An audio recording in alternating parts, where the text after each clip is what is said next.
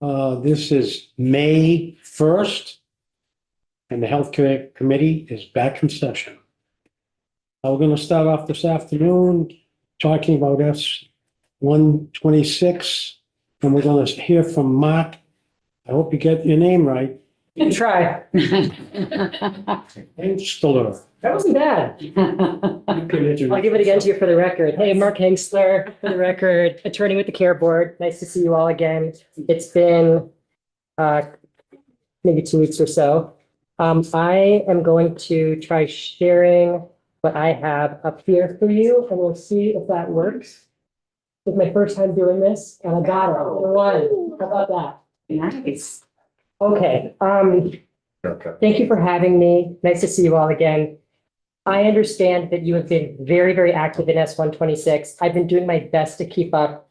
I'm not fully caught up. So I am happy. What I have for you are our recommendations, the recommendations especially that we think are most important. I can share those with you. I also am very open to answering questions or fielding things that are still like swirling around with your thinking and giving you our position on that. And I'm happy to start in either place. So if you have any preference, open to doing that either way. But if you want to start with my recommendations, we can do that. Okay. So what we gave you is a document that outlines our recommendations in a broad sense. And I'm going to show those to you up on the screen. And then what we have for you as well is a document that shows all the line item edits that correspond to those changes. So this is your like plain language summary that's up here. And then the full bill with all the changes is just doing the changes that are described up here. There are some things that are up here that are fixes that matter, but are not like items that I need to put a big asterisk next to for you. There are a few things here that really do matter to us and that I want to make sure I just say out loud so you can consider them. And the first one of those is going to start on the second page, which I'm going to take you to. And it's right here. It has this line that says critical change. And this is the implementation of reference-based pricing by AHS for non-hospital providers. So in S 126, in section 3, there's a description of what reference-based pricing is and how it will be implemented. Right now, there's language in this section that explains that AHS will do reference-based pricing for non-hospital providers.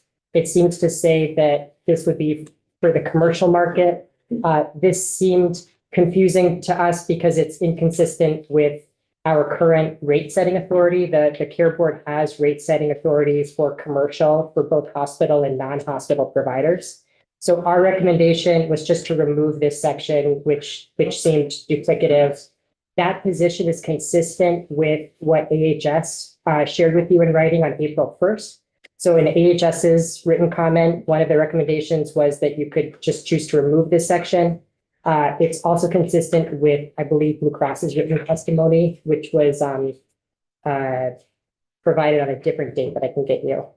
So that's our first big one, just to make that part more simple for everybody. And I can. Do you know where that is in the book? Yes, I do. Let me get you to the exact spot. I will say that I have a version with our changes on it, which means that the lines and pages are not going to exactly match yours. So I'm just going to do it on the screen up above so that you can see what I am looking at. It is provision, I think E5 in section 3. It will start on a different line for you because this is a marked up version, but it starts with the Agency of Human Services in consultation with the Green Mountain Care Board may implement reference-based pricing for services delivered outside a hospital. And that's the language that we would recommend removing just to make consistent with the concept that the Green Mountain Care Board is doing reference-based pricing for commercial and AHS is doing all of the work that it does for state Medicaid. Any questions about that recommendation? Before we go any further, is everybody on board with it? You know where you are. Okay. You want that completely removed. We would recommend just removing it. And what that would do in practice is, for us, it would not make any change because in a separate part of this section of the statute, we already have the authority to set rates for any providers for the commercial market. So this wouldn't take away any authority from us. It wouldn't, we would still be able to do reference-based pricing for hospitals and or for non-hospitals providers. The only thing this takes away is the confusion of, wait, who's in charge of making decisions about reference-based pricing for commercial.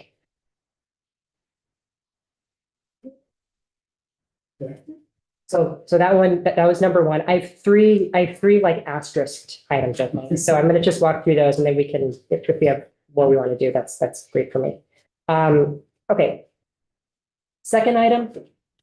Stop me if you've already looked at this. We have. Thank you. So I just want to make sure they all know it's on. But Okay, great. yeah, this is the one where we got rid of excluding revenue on, Oh, We not here, we're good with that? So. This is, yes, so to explain, the current language in S1, 126 would require the care board to exclude revenue from hospital budgets.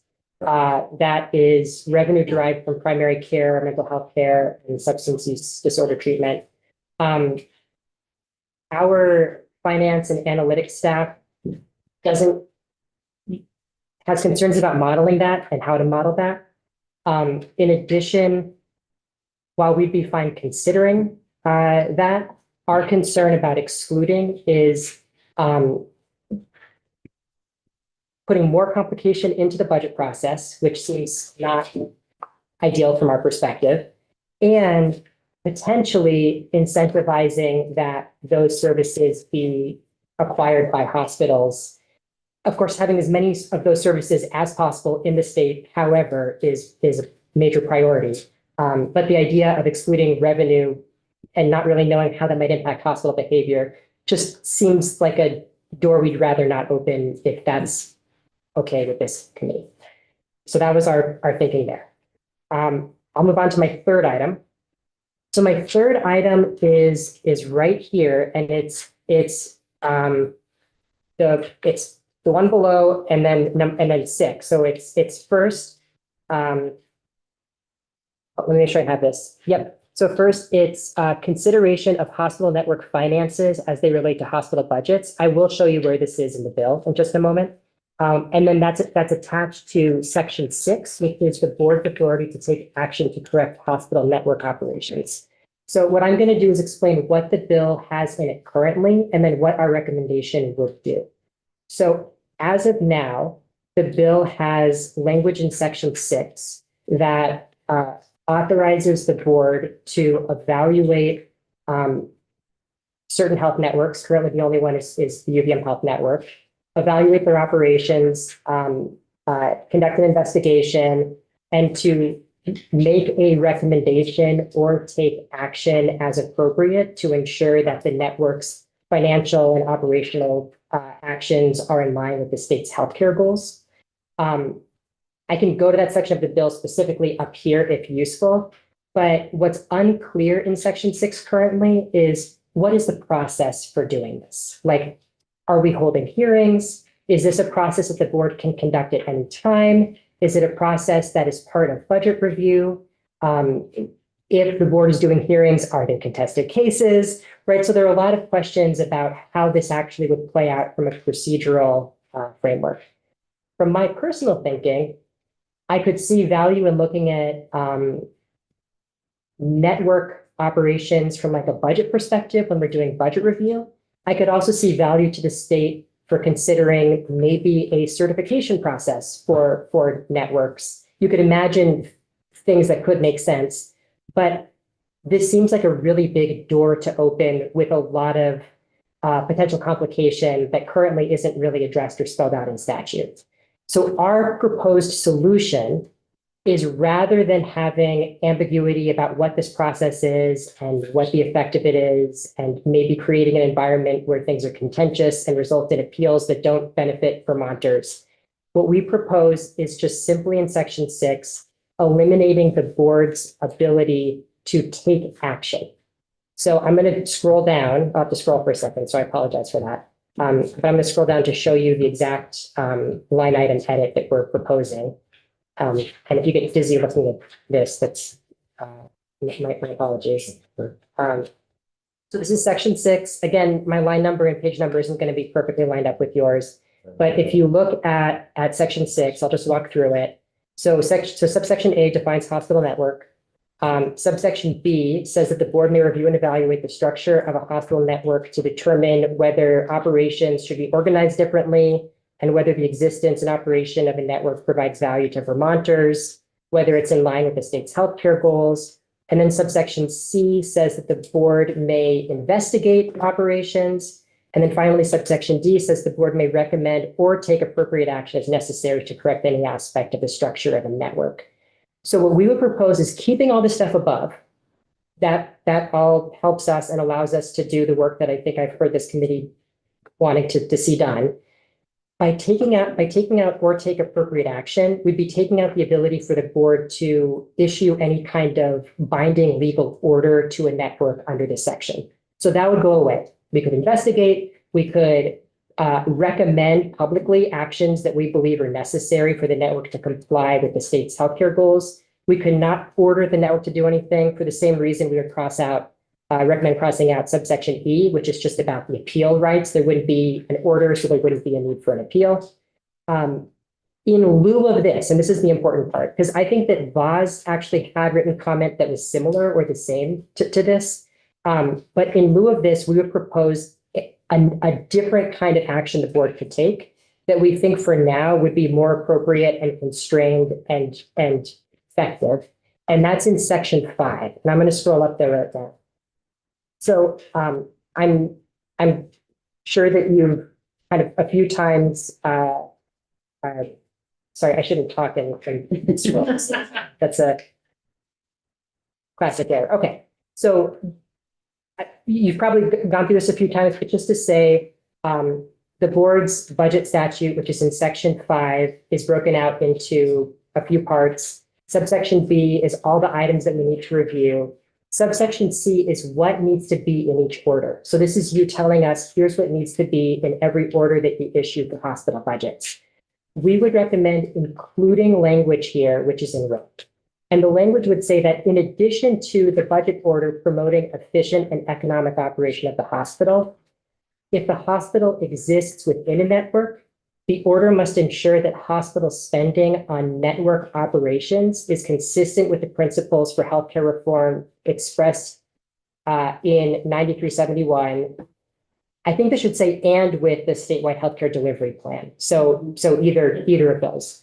But the idea here is that the board could conduct investigations on the network as it deems necessary.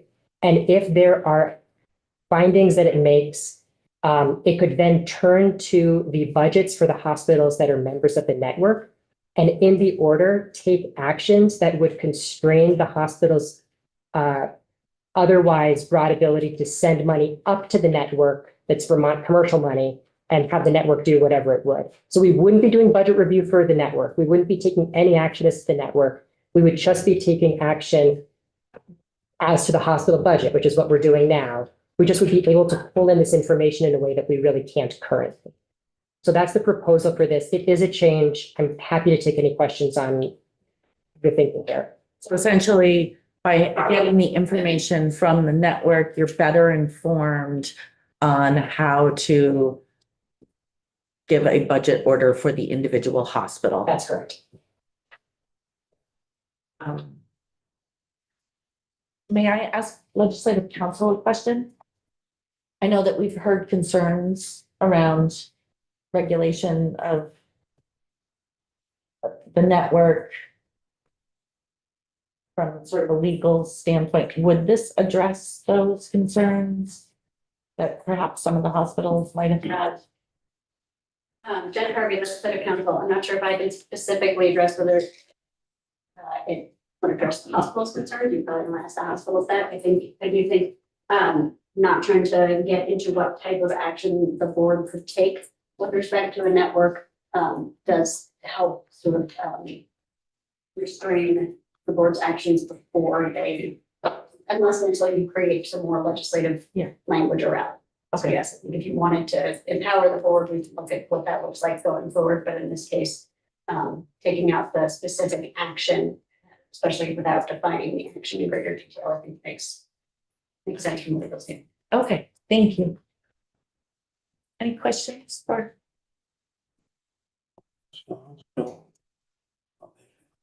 Oh, well, I was gonna finish and ask any questions if any of the committee members have questions. And then give a chance for the hospital to respond. I didn't mean to call you a hospital. This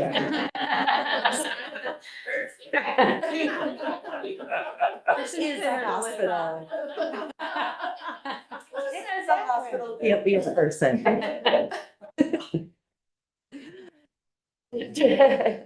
Devin, do you have any? Not at the moment. Okay,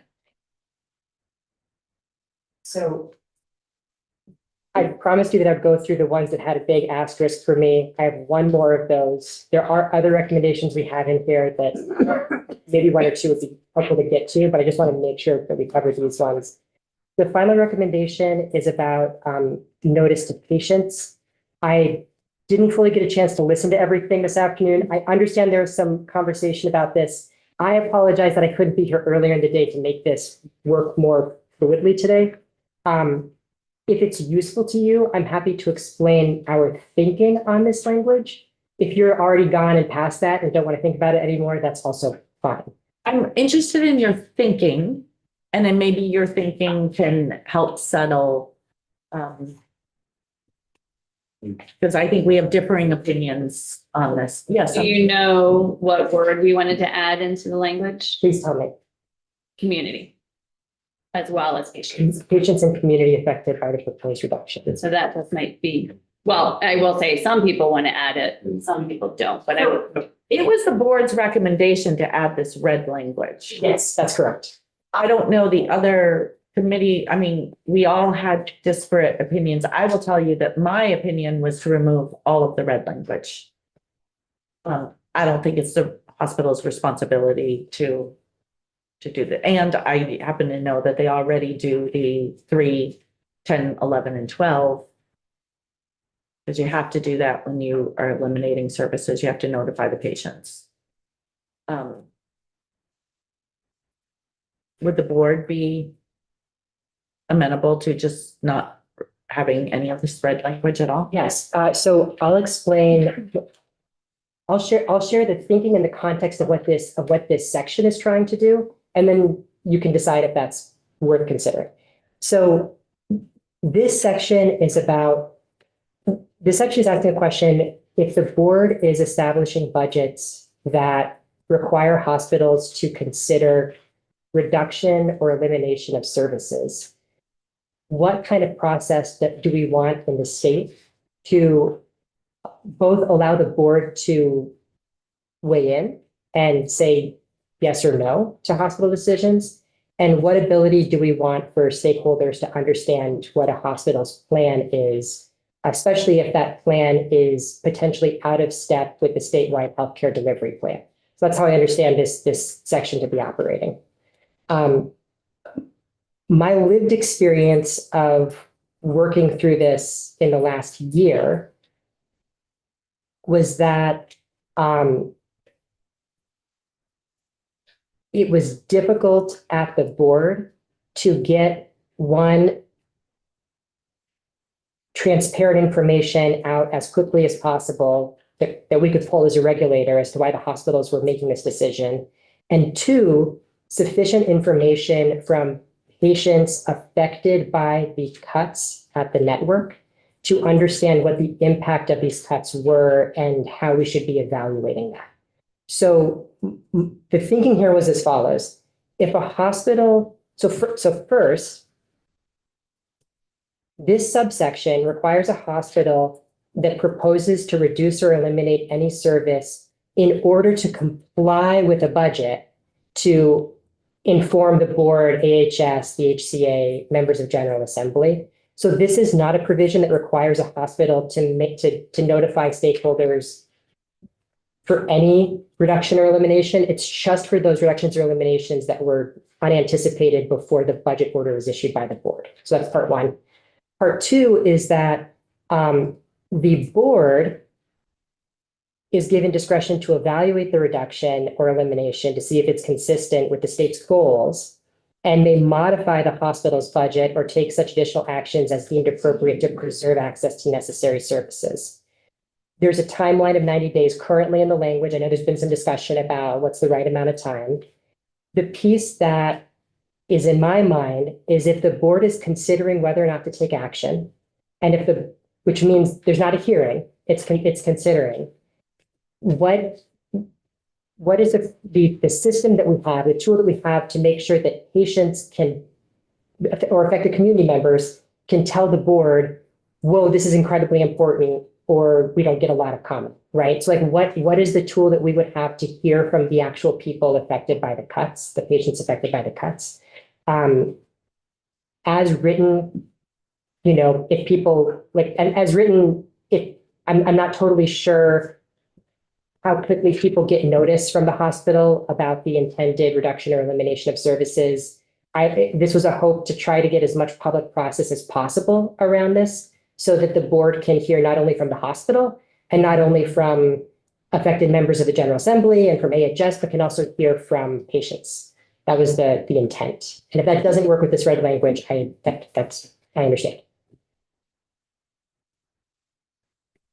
I'm glad you were here to tell us that, honestly. Lori, did you have a question? So I just want to clarify, this is during a hospital budget review process, where the hospital is suggesting the change, or the board is suggesting. Slight tweaks. So here's the order of operations, because this does get, I get confused by this. So here's the order of operations. The board does its budget hearings. It establishes a budget for 14 hospitals. Those budgets may or may not be what the hospitals asked for. Hospitals then need to go back, the hospitals need to go back and look at the budget order and figure out what are we going to do to comply with this budget order if it doesn't match what we were anticipating. They might decide we need to cut services or do services that we had not intended to do. This part of the statute says if a hospital is going to cut services, it needs to go back to the board and to these other stakeholders and explain what it's planning to do before it does it, which is different than what happened this last year with the network changes, where the decision was made, the changes were moving, and the board and others were catching up. So the idea here was to try to get some patient voice into the picture as well. Maybe you decide this is not the best way to do this or the appropriate bill to do this in, but that was the idea. So you're saying that you wanted this language so that you could actually be able to determine how to respond because you needed public comment. You were hoping for public comment. Yes, so to respond appropriately. I've heard from board members a lot in public meetings how important public comment is to their decision-making. This was an attempt to so the board needs to evaluate whether or not to investigate any proposed cut or reduction. So this is an attempt for us to try to not make that decision in a vacuum and to try to make it with as much public input as possible. Notice to patients about the intended cuts is a way, we thought, of triggering public awareness of what the proposal is so that we could ideally get some public comment, which would help inform the decision making. All right. This is really helpful. I also am interested in finding a better timeline and way of managing what happened this past fall. And I retract my earlier wish to have the word public or community in there. I think for this purpose, I know you're not suggesting that, but Rep. Houghton mentioned that we had been discussing the requirement that the hospital provide public notice just to the committee members, I'm saying I'm fine with just the language the way it is now and not having public or community. So you're making it patient specific. So how does that work in the sense of, okay, so let's say a hospital wants to shut down its inpatient psychiatric beds. Are they supposed to only inform the 8 patients that are occupying those beds at the moment? Or are they supposed to send a letter to anyone who might in the future end up in those beds? I'm not sure how the hospital can determine who the patients are that are affected by some of the elimination of services that they provide. Or let's say dialysis. Is it just the people currently on dialysis? What about the patient who next month goes into kidney failure and needs renal? I'm just wondering if patience is the right word. Lori? I'm also wondering if we, again, are trying to create a system. If other hospitals who might be impacted by these decisions should also be allowed to comment. Again, close inpatient psychiatric, those patients have to go somewhere. Are we talking to the other hospitals that might be picking that up? How does that affect their budget? I'm still struggling with the red language being in here. I get your point. I just feel like, I don't know, that'd be a better way to do it. I don't know. We just simply say something like that proposals to reduce or eliminate services must be made public and leave it at that. Yes, so I have Topper and, well, I have Daisy and then Topper. What about going, being reviewed by or noticed to the committee, help me out. There's so many committees. HROC, Healthcare Reform Oversight Committee? No, there's an advisory committee and then there's the Steering committee. steering committee. Of, What is the name of the committee? No, that's the statewide health. Plan? One in the that's- statewide health plan that we're creating? Maybe it is HROC. Well, that's just Are legislative. they meeting regularly? No. After they. Well, session, then they're yeah. on. Yeah, okay, then is the plan committee gonna meet regularly after the plan is formed? Are they done? Are they gonna review the success of it and? We haven't gotten there. Which committee? I'm still not sure. who- So the statewide. the statewide plan, the SHIP committee. The one in the bill, the ongoing. The one in the bill, Yeah, yes. so it's as currently drafted, although we have not gotten there yet, we'll talk about what you want. But it is a healthcare delivery advisory committee. Thank It is not you. just for creating the plan. Sorry for the word salad. Okay. So I was thinking of sort of a neutral or a broader audience than just the board, right? And if we want to get this out to the public, having a broader entity that would review this or be aware of it and weigh in on it, any change in the system. If we're going to have that and have an entity that is sort of more independent and able to weigh in, where in the system or where in this transformation are we measuring change and measuring the effectiveness of it across other metrics?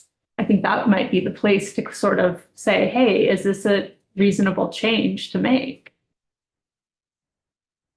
Yeah, except we're tasking the board with determining whether or not that's a reasonable change. So that's what this section is doing, is the board now needs to make decisions about whether it's a reasonable change. We just need to focus in on who has to be told. Mari. Oh, no, wait, I'm sorry, Topper. Whoa. Topper. Sorry, Mari. Topper. Why don't we learn from what we already know? we've seen this happen in central Vermont. And people were going down in Rutland and other places. So as the chair had mentioned earlier, why don't we just use the hospital system to notify the public like they do all the time? They didn't do it that time, but I know they have a system to notify the public. Well, they did notify everyone and then they just summarily did it. And the point of this whole section is to allow the board to say, whoa, hold up. That's the point of this. Because this was not in place a year ago and everybody was just left saying, there's nothing we can do. That's why we have this whole section, because the board can say, no, you will not close those beds. And I think what the board is telling us right now Talking about is notifying. that having the public comment would be helpful in informing their decisions on whether or not they should approve or deny. I'm gonna go Mari and then Lori. Mari. I was just wanting to make sure that Green Mountain Care Board stays in there so that they can say won't out or whatever they're gonna say. Well, yeah, because this whole section is about giving the board the authority to say, no, you're not. Yeah, I was responding to the suggestion that Rebecca, that it be with the steering committee, and I wouldn't want to remove the authority of the Green Mountain Care Board. And I don't know if you were intending that. Oh, I thought you were just talking about who it needs to be communicated to. Which should be communicated to the Green Mountain Care Board, the AHS, the Office of the Healthcare Advocate. The legislature. Yeah, So two thoughts. So a little bit to that, I'm not trying to put words in your mouth, but like, again, to the point of other hospitals could be impacted, other providers could be impacted. How do we do that? Is that through the statewide group? Is that just Green Mountain Care Board has to also reach out to other hospitals? And then my real question is, how does the board seek public comment today? So we do a few things. First is that since our meetings are open to the public, the notification of those meetings is like part one. Part two is that if there's any particular decision the board is trying to make, we'll have what we call a special comment period. So there's a duration of time that members of the public can provide input. One thing that's really great about our system is the HCA's work, right? Which kind of helps get public comment to us when there are issues that the HCA flags as really valuable. I think that's a really good system. It's kind of, I think it's in statute, but also it's just a really great kind of informal system that seems to play out. And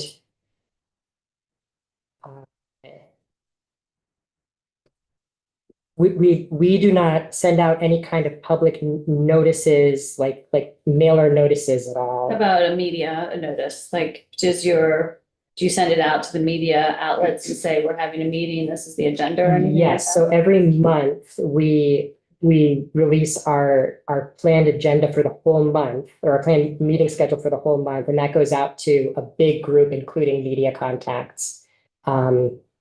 And then our actual agendas get published closer to the date of the meeting under the public meeting law.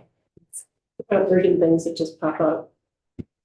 Hop right here real quick. No. Just-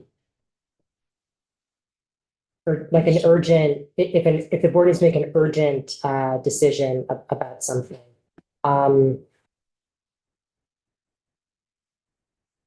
to think of an example that I've seen in the last 14 months. I'll say what I like about the duration of time in the bill is written is that it doesn't create an urgent decision, the 90 days in the bill for this particular item. If that got changed, my goal with the 90 days is that at least we have enough time that we can move in a measured way and not need to rush through and have a really quick hearing on something.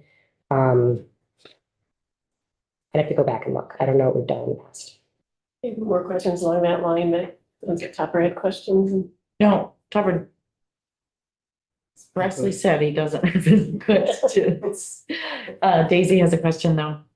I'm starting to get a little lost in the conversation. I just wanted to say, I feel like maybe we're looking at several different reasons for the language or not for the language. So I feel like I'm clear on why the care board wants the language and maybe letting them weigh in on that and then deciding whether to keep it for that purpose and then going and naming the other purposes for having the language and kind of chipping away at it by purpose might be a good way to lean into this, because otherwise I'm not clear the purpose. I think we're coming at it from several different potential purposes of having it.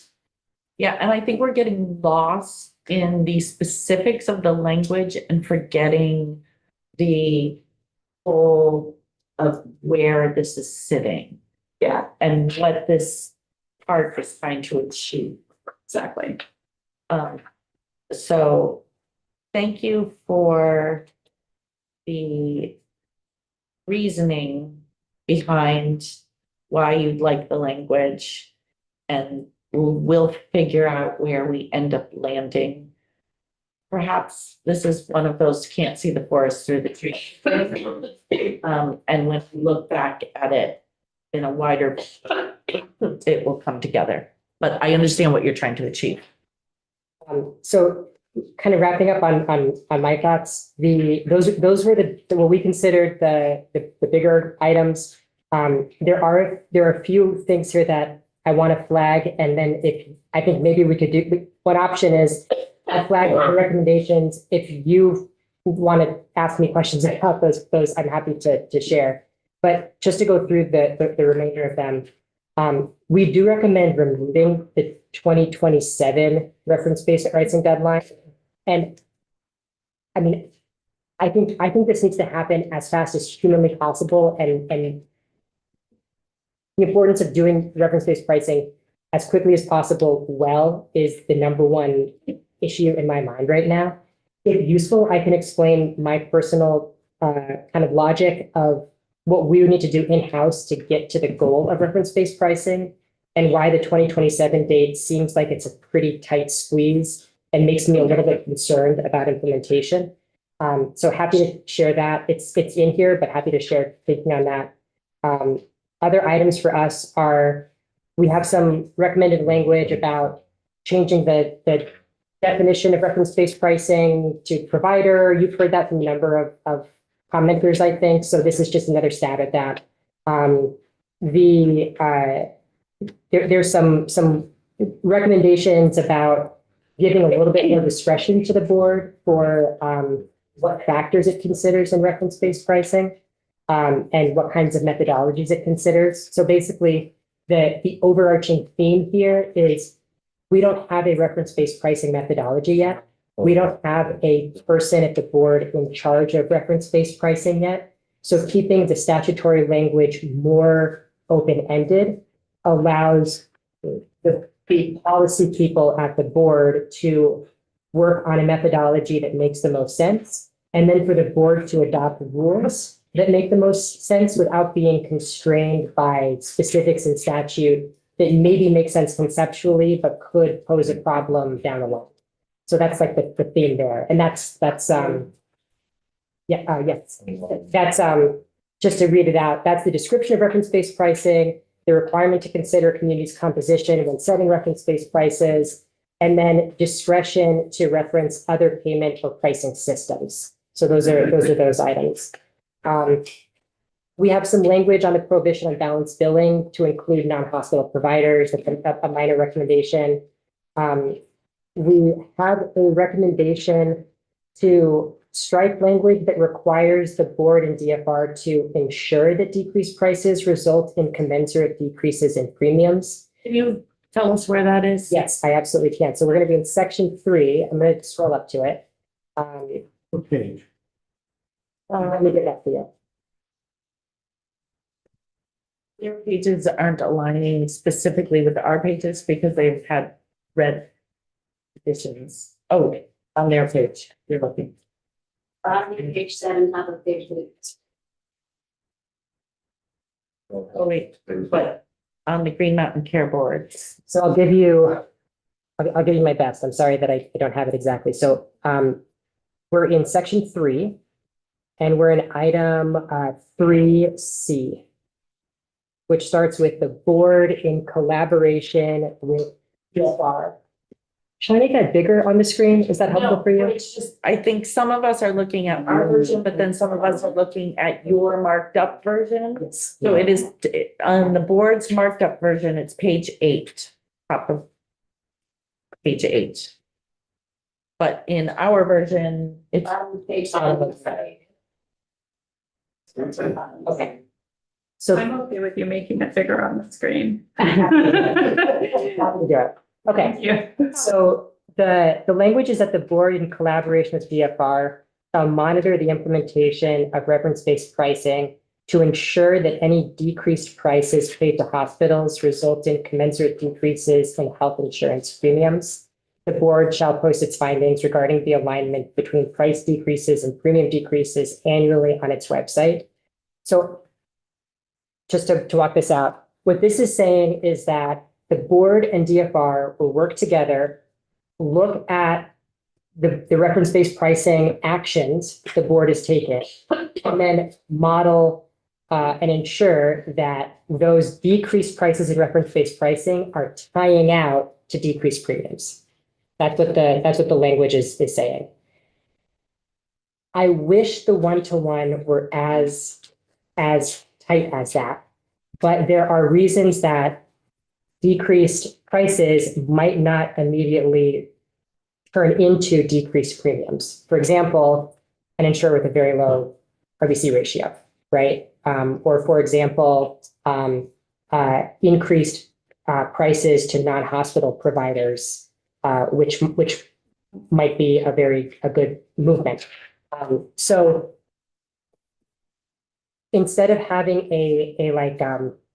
this reads to me a little bit like return on investment to the reference-based pricing model, ensuring that there's some tie out. What we would recommend is instead of getting into needing to model something that could get very complicated and might have a lot of nuance and reasons it doesn't work out the way that this language kind of it seems to put forth, what we would recommend is that the board work in collaboration with DFR, monitor the implementation of reference-based pricing, post findings regarding alignment, post findings regarding like what's happening, how is this affecting premiums as far as we can tell and why to the website, but not ensure that the decreased prices are resulting in decreased premiums.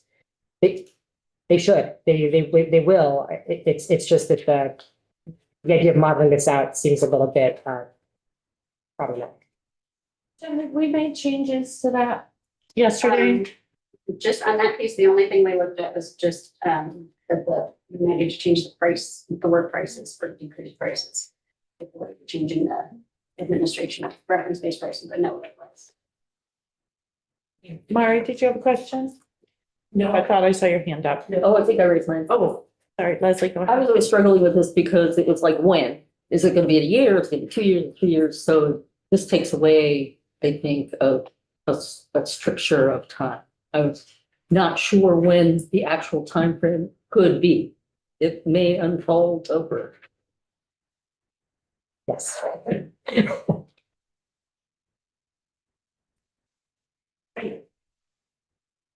Wasn't this just basically saying that as part of what you're monitoring, that you're, as it's going along and you're monitoring it, that you're ensuring that you're seeing this, and then you're gonna post your findings between it?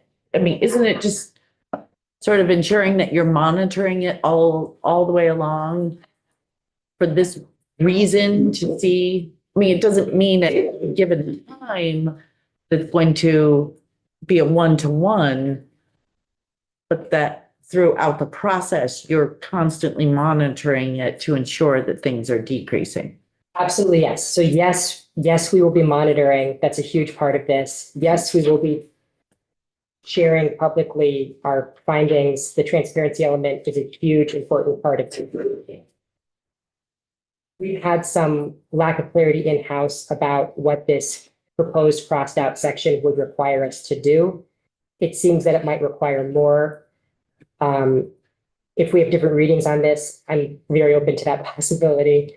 But the assurance of these two different things, the premiums and the prices tying out in a particular way, is the piece that we were a little bit nervous about saying, yes, no problem, we don't see any issue, because we're not really sure how we would go about doing that. It makes sense. Aren't we putting the reference-based pricing in to one of the impacts of doing it is on the decreasing the rates? Yes. Okay, so what I'm trying to figure out is what are you, if you take that out, what are you monitoring? So the I think there's going to be a lot of monitoring, attorney, not policy person, but off the top of my head, this is going to be a new methodology. So we're going to be consistently looking at what is our system that we're using right now, and is it working? Is it having the intended effect, right? The intended effect is what? I think a few things, including lower premiums. So we all expect to see lower premiums. We would not be on board with reference-based pricing if this wasn't doing the major task of lowering premiums. So that is absolutely an impact that needs to come from this. The language here just seems to say that there's an equation by which lowering prices by X will result in lowered premiums by X. And that is not exactly how the system works, unfortunately. There are lots of other factors that go into what the premium ends up being. So promising that we can tie this out in a particular way and ensure that $10 million of savings in prices results in $10 million of total savings in premium growth is the struggle. So how about just striking out the word to measure it?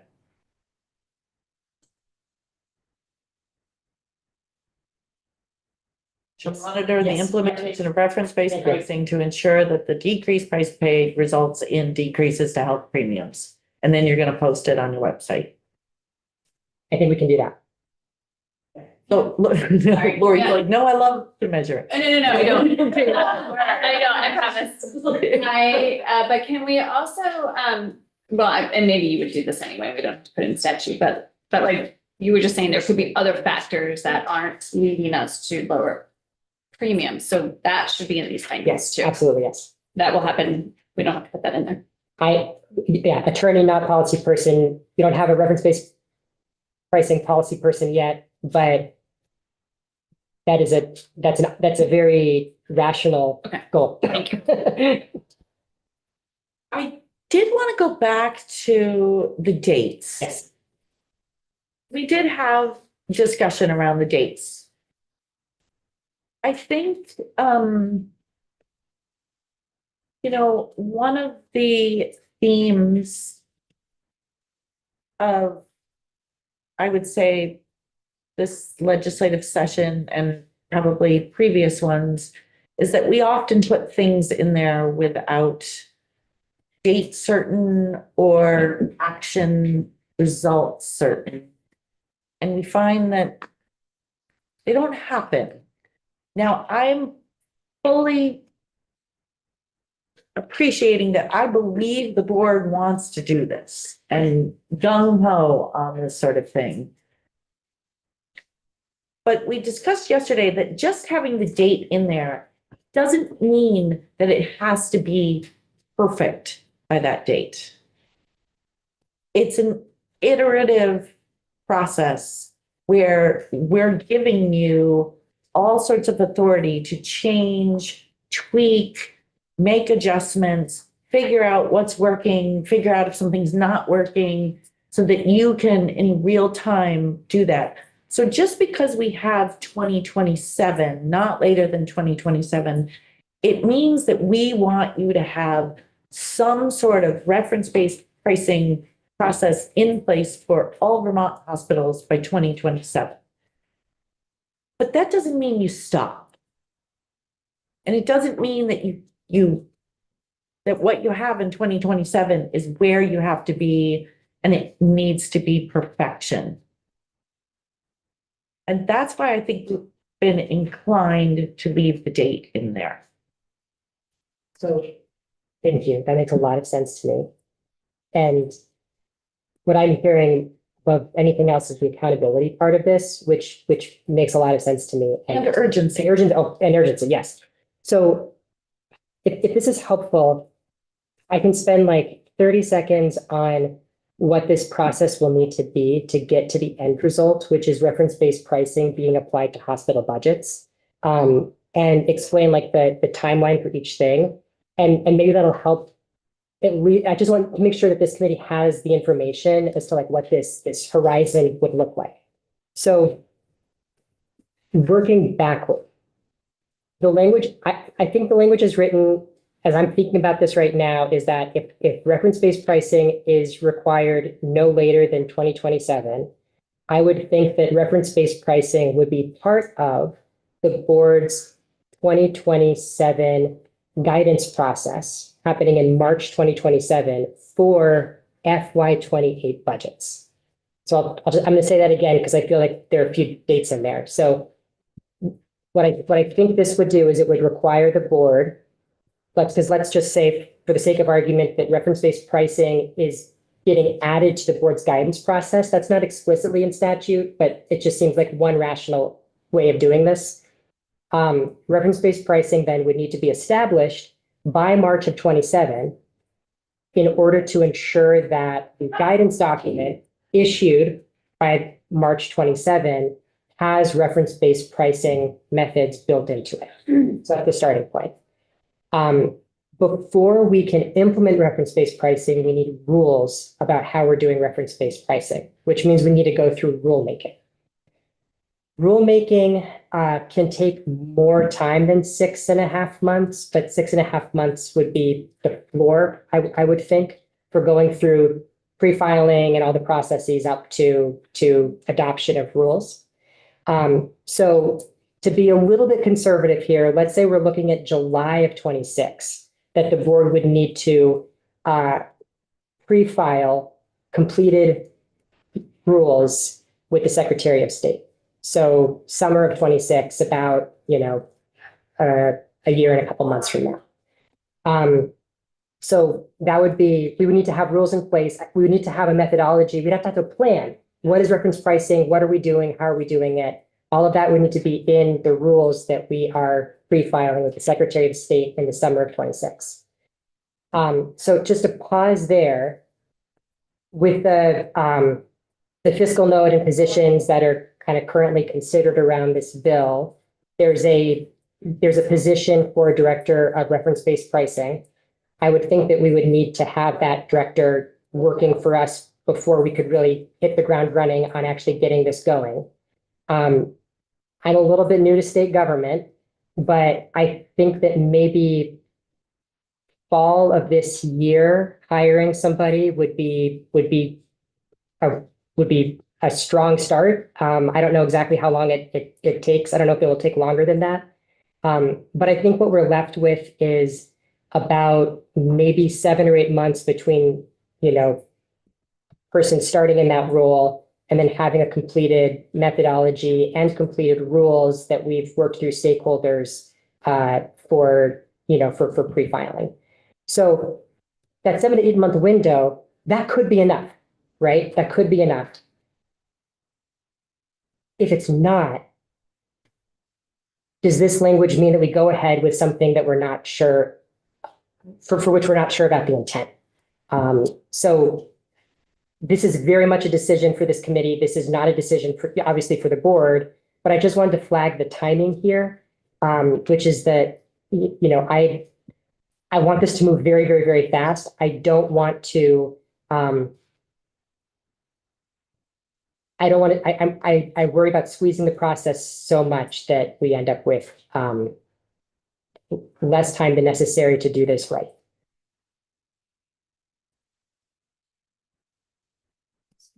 Yes. If Green Mountain Care Board decided to do a pilot with like one hospital or something, does it still have to go through that whole process? To do reference-based pricing, it's a really good question. To do reference-based pricing, we need to have rules.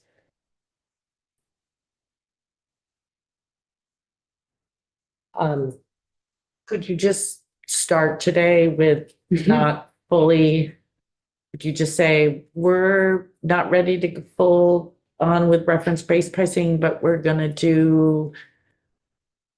set rates on this line of service to be, I mean, I'm throwing something out. What if you just said, but we're gonna start with maybe hospital prescription or hospital pharmaceuticals of, 150% of Medicare. Could you start that? So- And Yes, so there are two ways that we can do rate setting under the Vermont Administrative Procedures Act. Way one is formal rulemaking, which means we do this 6.5+ month process. And then if we want to change those rules or do new rules, we do a new 6.5 month process. So I am trying to avoid multiple overlapping rulemaking processes because I'm worried about the efficiency of our operations. The other option that we have under statute is emergency rulemaking. I think under FAPA, our situation constitutes an emergency.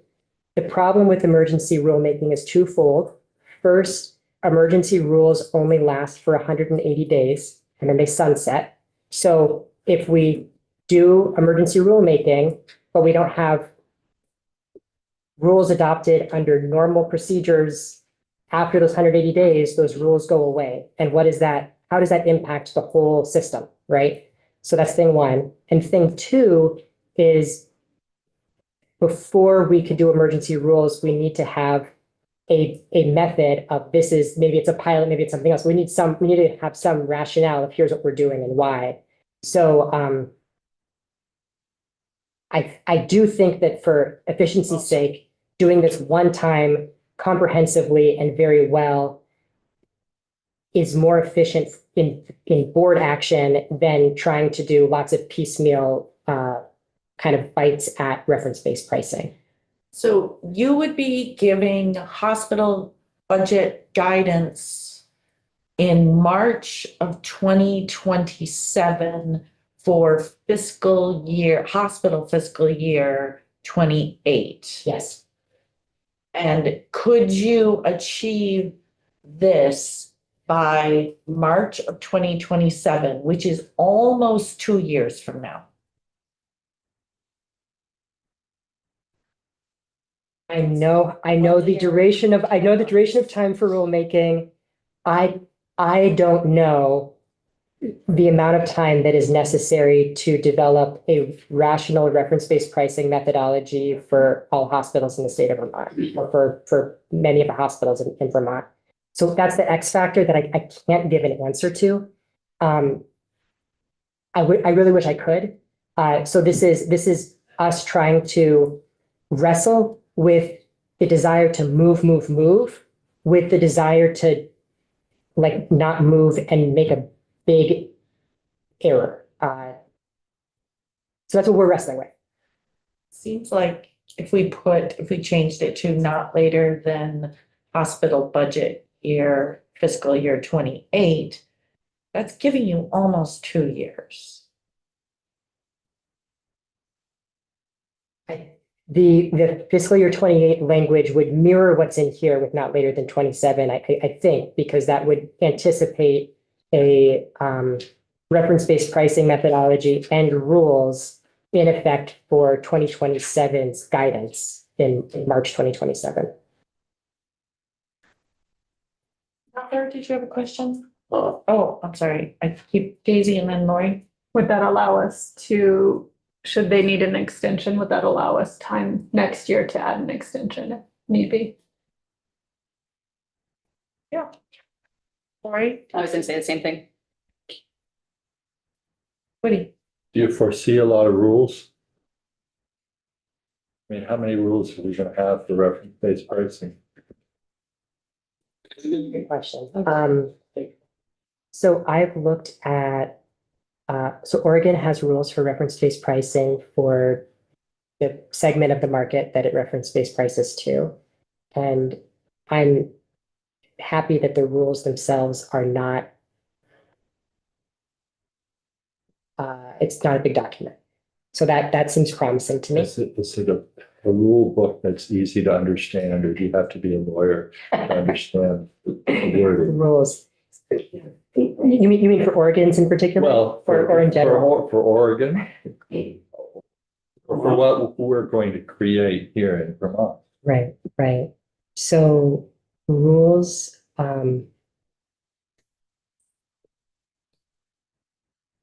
We need more time, to do this rulemaking Right. process. my concern is not the rulemaking because I know how long rulemaking takes because we have a lot of examples of that in Vermont under the rulemaking statute.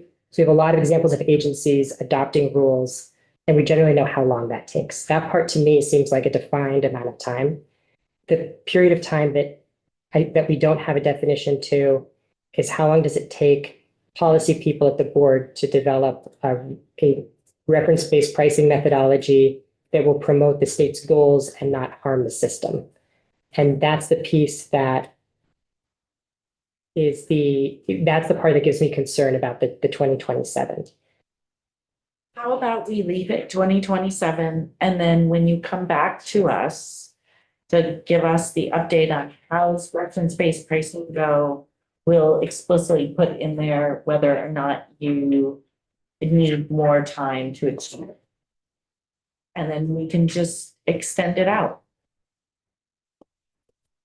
That, Everything specifically in the reporting. yeah, should we put it in the reporting? I mean, That we acknowledge that by putting it in the reporting, we're acknowledging that we know it's a tight timeline and. but I mean, we can look at it when we look at the reporting, you have them reporting on the status of their efforts to establish methodologies for and begin of reference-based pricing. I think that's kind of what that. Specifically about 2027. All right. Thank you. That works for us. I have one more and then I'm set. I'm going to scroll down. And again, I appreciate the time on this. I'm going to move us past, I think, where this committee currently is in section. So I do apologize for that. But I'm going to move us to section 11. Really? Yes, done a lot. Fine. We do, I will say, we do have recommended language for section 10. You've actually already gotten that from us. That was in a joint memo from us, the healthcare advocate and AHS. This is just that again in this document, so you don't have to go looking around in multiple places. That's all that is. There are a few like grammatical changes, I think, that are staff flagged, but that's all that's there.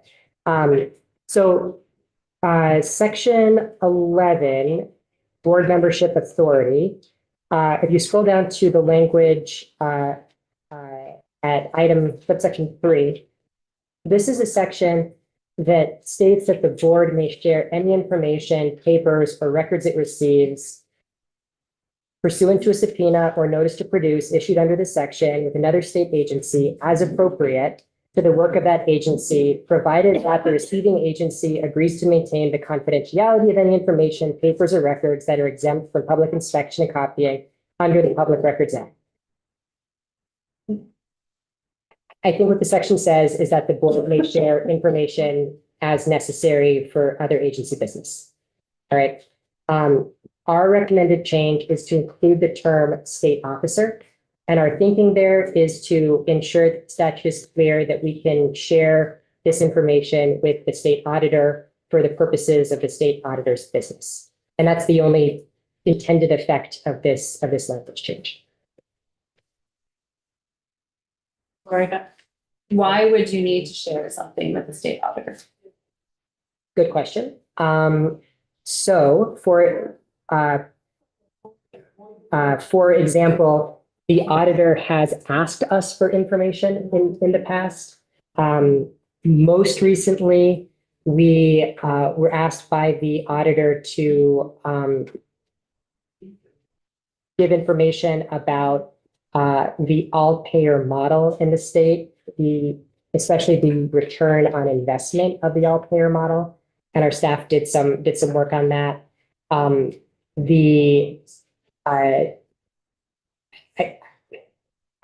As far as I am aware, that the thinking here is really just about clarity of language.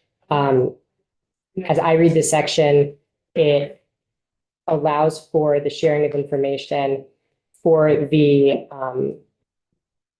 purposes of another agency's business. So if the auditor wanted information from us to do any kind of audit about their work, and Would it allow Green Mountain Care Board to share hospital information with the state auditor? That Yes. they wouldn't necessarily get any other way?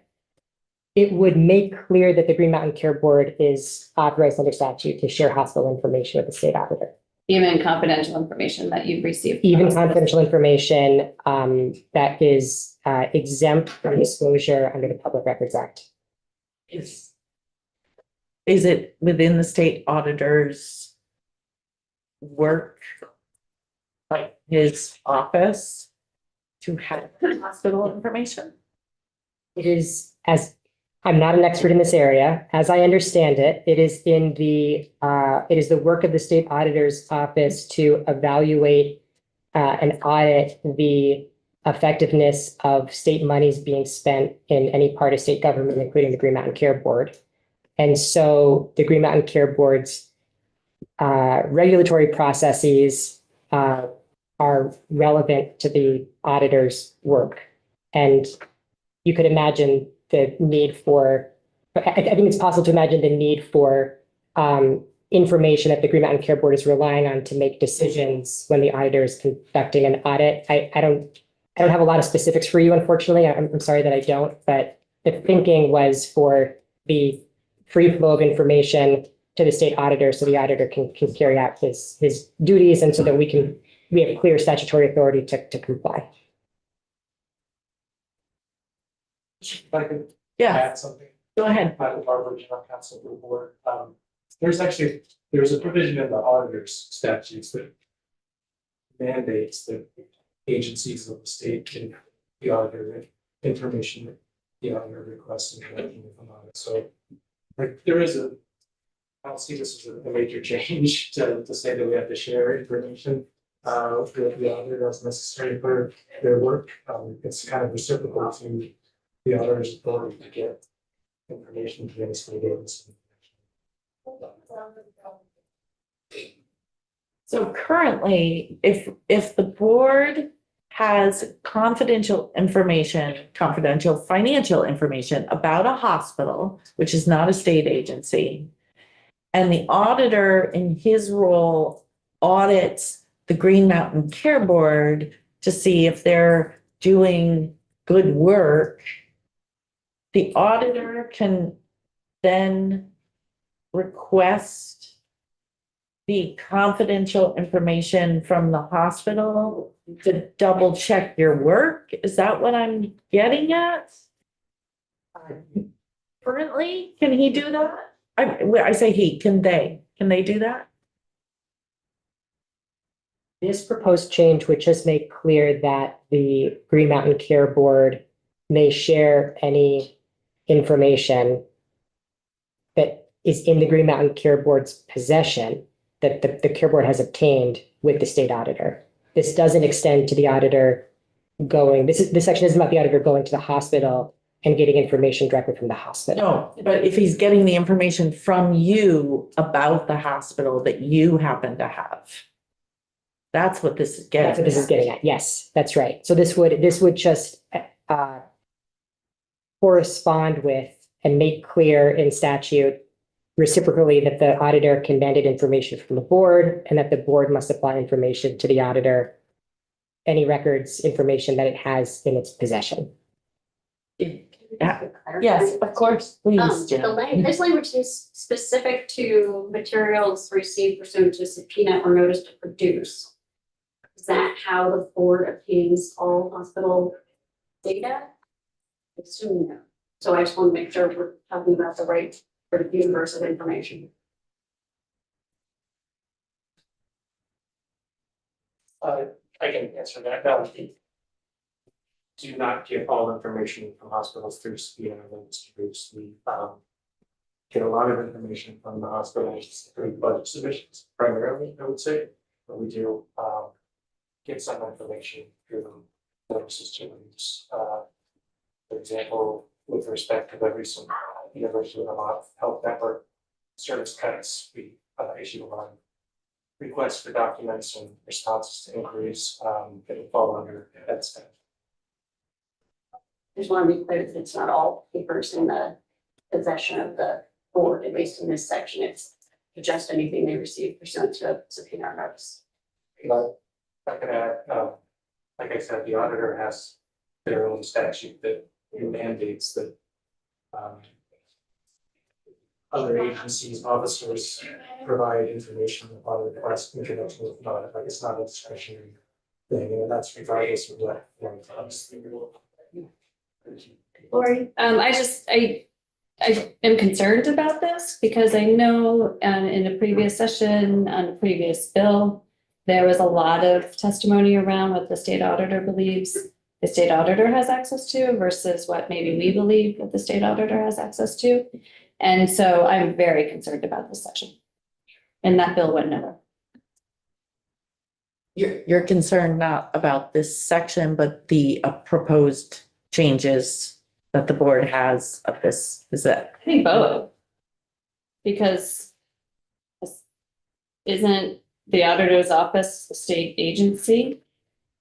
Like the IG. Inspector General. So I would just say I wouldn't necessarily want any confidential information that the hospital has provided to the Green Mountain Care Board go to any agency without the hospital's approval. I just feel like there's crossing a line somewhere here. So that would mean like the board could not give the Department of Financial Regulation, or the board could not give the Agency of Human Services. I think, isn't Right, a that state would- agency different than a state officer? I'm looking to. So I think, arguably, anyone working in state, in the executive branch is part of a state agency, but I think that the piece they're looking at here is a separately elected either constitutional or statutory officer, like the auditor. You could argue that they are included in state agency, but also that they are excluded and are only a state officer. And this is new language, so they can already share information. If they needed to share information today with DFR, do they have that capability? And Confidential information.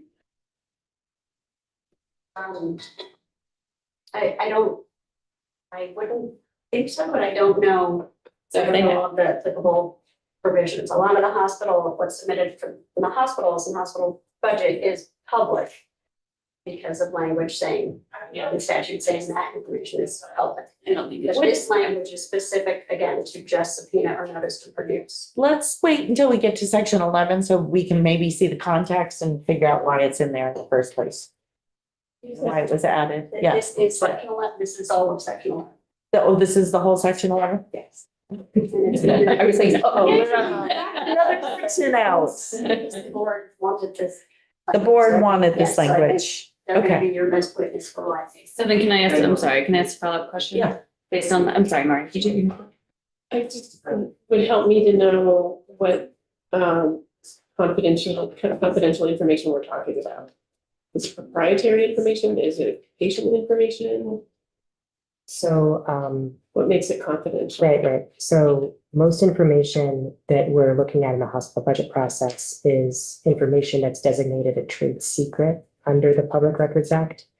I might defer for other examples of confidential information that we've had in the past number of years. give any, there's no like HIPAA protected patient information. Yeah, like, that's the concern. So it's more on the proprietary side, thanks. I see you. Let me just ask a question, since the board is the one that added this language into S 126. No? Sorry, Madam Chair, Diane Lynn from Greenmount Care Board. And this was added by the Senate that by no recommendation from the board. The section, we did recommend putting in the change. Yes, the red. Section. And I think I disagree with that. okay, okay. Can the board just explicitly state right now why they support this language? What problem is this solving for you? Yeah, I think that's the fact here that there's a lot of coordination that's gonna need to happen with other state agencies as we move forward in the state with healthcare reform, preference-based pricing, and so on, and we're gonna need to share information from financial regulation agency, human services, for sure. This addition of the state auditor, I think it makes, or state officer, makes sense, if it's appropriate to that, if the auditor's work, but I think the idea was we need to collaborate with other agencies, and we need to be able to provide them with information, even if information is confidential, provided that they agree to protect that information. And we supported it. What if we add in here that you may share as appropriate to the work of that agency and as appropriate to the work of healthcare reform or the goals of S 126? And with the healthcare advocate, I'm sure you probably already see the information everywhere anyway. If the concern is the ability to share with those other state agencies, and there's concerns about another entity being included here, why not just state that share this information with the Agency of Human Services and the Department of Financial Regulation? That's the goal.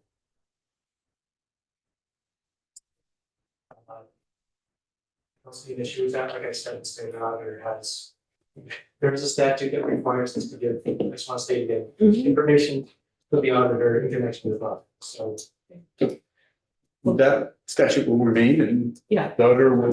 For the purposes of Yeah. for the purposes of this and healthcare reform and moving forward, then can we make those recommended change that we explicitly in the agencies that that will change it here? Great. 11. So what you just did was specify the agency instead of just saying another state agency. And took out officer. Or, no, we're just gonna say with the Agency of Human Services or the agent or the Department of Financial Regulation as appropriate to the work of that agency. Yeah. Is there another agency that you feel you need? About the department. That's AHS. Let's say AHS, Oh, that's right. liquor and lottery, I don't know, it's just. Okay, So starting to get punchy now. that's understandable. That's what I had for you. Thank you for giving Thank you. time to walk through that. Thanks so much, Mark, for coming in, and this is very, very helpful. Let's take a break and then move back to, we have Jen till max 4:45, or you need to 4:40, maximum 4:40. 4:39.